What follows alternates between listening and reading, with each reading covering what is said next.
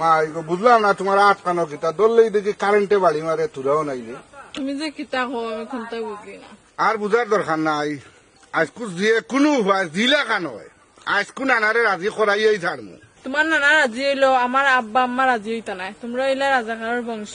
আমার আব্বা আম্মা কোনোদিনও কোনোভাবেও আত্মীয়তা করতা নাই তোমরা লগে। তোমার তো নিজের বলতে কোনো কিচ্ছুও নাই, যা আছে সব তো তোমার নানার। তোমারে না পাইলে তো আমি বাঁচতাম না নসুর।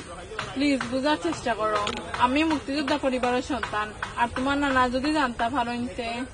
আহা নানা কয়দিন বাঁচবা, নানার তো এক পাও গাত দরকার হইলে মিশার আশ্রয় লইমু।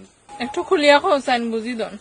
আর নানারে কইছি কায়দি আজমের বংশধর, তারা পাকিস্তান মন্ত্রী। হ্যাঁ সর্বনাশ।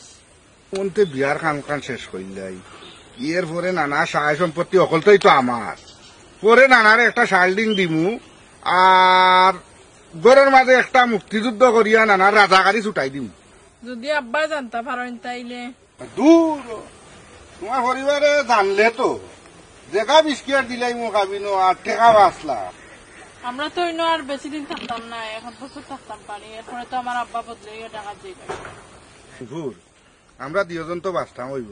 নানা রাজাকার হইলে আমার দোষটা কিতা? আর আমি যদি যুদ্ধের সময় যুদ্ধ করতে পারতাম, নানা রাজাকারে জিতটা কইব দিলাইলাম, জান দিলাইলাম না দেশের লাগে, কিতা করবো? তখন তো আর আমার জন্মও হইছে না। আর আমি তোমার না পাইলে আত্মহত্যার পথ বাঁচিয়ে নেব। আমরা মিলন হইব, সব ব্যবস্থা আমি করলাম, একটু না হয় মিছেই মাতিলাম। তাইলে এখন আমি যাই গিয়ে, আমার তো কলেজের টাইম শুরু হয়ে গেছে। আচ্ছা যাও।